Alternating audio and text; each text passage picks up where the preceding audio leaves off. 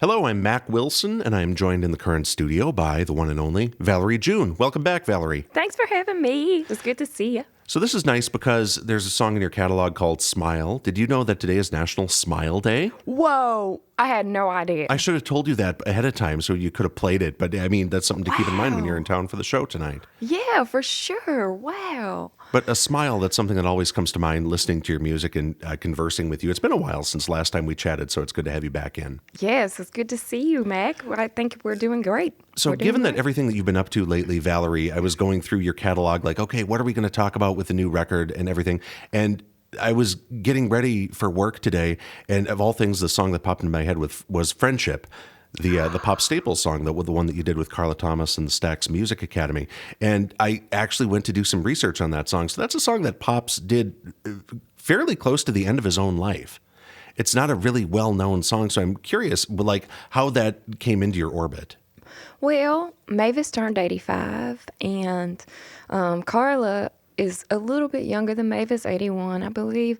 And they met, when Carla was 11 and Mavis was around 13, and they had like a friendship and an appreciation for each other through the years. And I thought for Mavis's 85th birthday, it would be really sweet as a gift from Memphis and from Stax if I had the students perform, because they're all so talented. They play instruments like better than most bands that I know. There's like 10 years old and 15 years old. They're playing these instruments.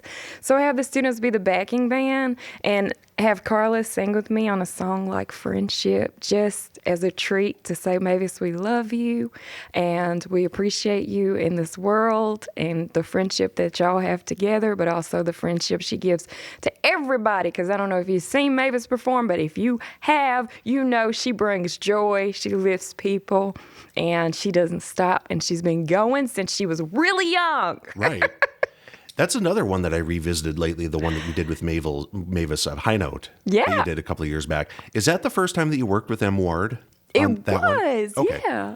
And it's also the first time I worked with Mavis. Mm-hmm. That's when I met her. So that is the beginning of your relationship with Mavis. Yeah. Wow, that's so cool. I was going back and looking at the folks who she collaborated with on that one. Nico Case. Great list of people. So Matt Ward, he joined you again on the new record, Owls, Omens, and Oracles. He seems like, for as wonderful as his catalog is, he seems very adept of working with people and getting them to sound however they want to sound in the studio. That's my impression of him. How was your experience with Matt? It was so amazing to get to work with him and be a fan too, because I love his music. When I was working at cafes in Memphis, if Helicopter or any of his songs came, I was like, I gotta stop making this latte, that's important. And so I just totally would freak out every time I heard any of his songs come on the radio. And that happened basically for a decade before I met him through Mavis. And then I saw him at Newport Folk Festival and Hardly Strictly Bluegrass Festival, and we'd be backstage, and I say, we got to work together on something. And he was open to it. So to go into the studio with him, and I'm sitting here thinking, okay, he plays guitar and he has an amazing voice and he works with all these people who have very interesting characters that I love. But when we got in the studio, I didn't realize he played keys, he plays drums, he plays marimba, he plays every single instrument there is. So it was really cool to work with him and be like, wow, I felt free to share whatever talent I have because he was going around the room and like just dabbling in many different instruments too. So there was no rules to what we could do. It's just have fun, So a few weeks back, around the release of the new record, Owls, Omens, and Oracles, you shared some anecdotes behind the making of the record for an on-air listening party. And I was going back and revisiting that, and there was a quote in there that I remember, it struck me at the time. It's when you said, we have to think about what type of ancestors we want to be to the other people. And it totally made me rethink about the way that we sit in life. You're used to thinking backwards. You don't really think forward that much. That was just a remarkably profound piece, and for that to be one of the motifs of the record. What type of ancestors do we want to be? Well, there was an indigenous leader at one of the summits that I was on for a university, and he was saying that in his community as an elder, he was taught when he was young that was the responsibility, that you think of what you're going to leave for the 7 generations that come behind you. And I was like, wow, okay, well, I'm an African-American person born in the South, and what were my ancestors doing? And I know what they were doing. They were experiencing hard times. And I sit here joyful and free and in this gorgeous world and on this marvelous planet, dreaming my dreams and living like a fairy queen. And I come to open the doors for all who come after me, just like they did. No matter what hard times we face, no matter what difficulties, challenges, we can create this beautiful world for others to appreciate long after we're gone. And I think that's the goal. That's what we have to be focused on trying to do. There's absolutely no time to think about anything but creating that beautiful world for others, you know? Which is interesting because the number of conversations, like interviews just like this with other musicians, a lot of the time you find the conversation being like, okay, so how do you find joy in everyday life? And you're providing the joy right there. Like, you've got it all figured out right now. It seems that being able to take that perspective to allow that space, not just space for joy, but like prioritizing it in life. So that's refreshing and heartening. I think that's just the sentiment I need today, which is totally the idea I get from your new record as well. Thank you. I just, I'm learning from those who've come before, like an artist like Mavis even, who marched with Dr. King and experienced what it was like, even not that long ago, not as long ago as my ancestors, but in her youth, they were on the streets and they were paving the way for this beautiful dream that we're still hoping to see come true for all people. And so when I have such amazing elders as Carla, Booker T. Jones, Mavis, then I'm like, okay, I got to step up. What am I doing? How can I be one of those people like Willie Nelson even, or Neil Young? They're all like on the front lines of musically opening people's minds to beauty and to joy and to magical things. And even around the time of the release of my record, Bon Iver released a record, and I heard some interviews where he's talking about joy, and I'm like, okay, I'm not the only one. There's so many of us who are like trying to shift people toward brighter things, because if that's what we are focused on, then I like to think that's what we're manifesting, That's how I got from working at a cafe and cleaning houses and sharing the dream of music, is that I focused every day, 10 minutes, just a little bit, on what I wanted it to look like, And so 2 decades later, it don't come easy. Dr. King passed for it, and we still pushing for it, so it could be years.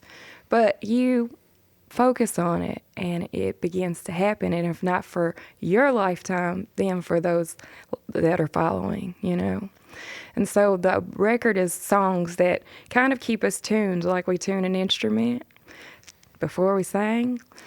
They are songs to try to keep us tuned to love, to joy, to experiencing darkness and being okay with it. Not trying to get rid of it, but sitting with it if we need to. And then just moving that energy around so we can push toward brighter days. We're here in the current studio with Valerie June. This is going to be the first and only time I ever compare myself to Martin Luther King. But he was assassinated when he was like 39 or 40.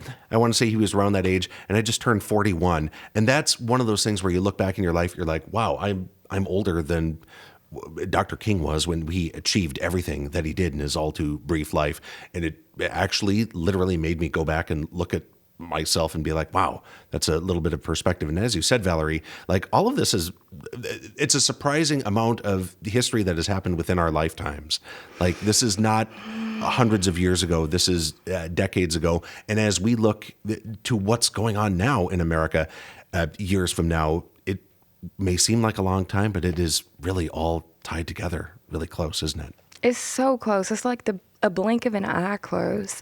And a blink of an eye, and I'm sitting here 43. And around me are 39, 40-year-olds. And we are the ones now. When people are like talking about politics and where we're going and what the world could look like, we actually are the ones that have the energy for us to make this world what it should be. And so, like, it used to be like growing up, you look at those who are a little older, like, well, they're going to figure it out for us, right? But no, we are those ones who are supposed to be figuring it out for them, for the older people, for the elders who are struggling and worried about their social security and their life and how they're going to eat and how they're going to survive, and for the younger ones who are coming up. This age, 30s, 40s, 50s, is so powerful and important. So we got to tune ourselves, to what we want the world to look like, because this is our time, like in the same sense that Dr. King passed in his time. Like, this is the time, It's it. We're responsible. We're here with Valerie June, and you've told the story behind the title of the record on other occasions, but I want to go back to it because all conversations that I do have to come back to birds one way or the other. Owls. So this is inspired by an actual owl that you saw evidently out in your yard like pretty much every day for a long time. So tell us a little bit more about this owl and how this returning creature impacted your record. Well, the land we've lived on for 30 years, we didn't have owls. We only heard them. Like, I never saw an owl. I saw everything. I saw lizards and muskrats and frogs and all kinds of critters, snakes. But there were no owls. I could hear hoo-hoo, hoo-hoo, calling. But one morning I woke up, and this was in the last year and a half when I was working with M Word on the record, and I would go and I'd have my tea, and I went down one day and an owl was on the other side of the pond, and it was looking in at me from the window, and I was looking out at it, and I was like, oh my God, there's an owl! And so I'm drinking my tea. I'm like, don't move, because if I move sometimes, like the birds that I see, like a gray blue heron or a hawk, they'll move, they'll leave. And so I was just really still. And the owl stayed until I finished my tea. And then I saw it 2 more times over the course of that year and a half. And I was like, 3 times I see the owl. What does it mean? And so I went over to my big box of hippie books, and I was like, owl, owl, owl, owl, owl. What does owl mean? And everyone had the same kind of sentiment and message, which was that owls see through darkness, that they represent mystery. They also represent a dying, so maybe letting go of something that you might not need, but also seeing the brighter times because they have excellent nocturnal vision. And they're also wise. They're wise. Owls are so wise. And so knowing that, I just was like, this is what the owl's trying to tell me. It's trying to give me the message of seeing through dark times. And that's what it did. Omens, definitely something to go back to. It's like, I'm not a particular spiritual person at all, but omens, that's something that really sticks with me. When an omen really wants to be seen, it'll let you know about it. And I think that owl was probably a similar one for you, and it's something that we can watch out for in our own lives. Absolutely. Owls and anything that is a positive omen for you, you kind of need it in the world because it's so easy to be, we're constantly pulled and told what's not going right and what bad news is happening. So why not see something that keeps us tuned to something that is going right, that is something beautiful, that is something sweet. And that might be a rainbow. It might be like, maybe it's a frog for you. Maybe it's a butterfly. I don't know what it is. It's different for everybody. So whatever the omen is what signs come to your life, Valerie June, thank you for stopping by The Current today. Looking forward to having you back soon. Thank you, Mac. Thank you. Yeah. The Current is public media made possible thanks to member support.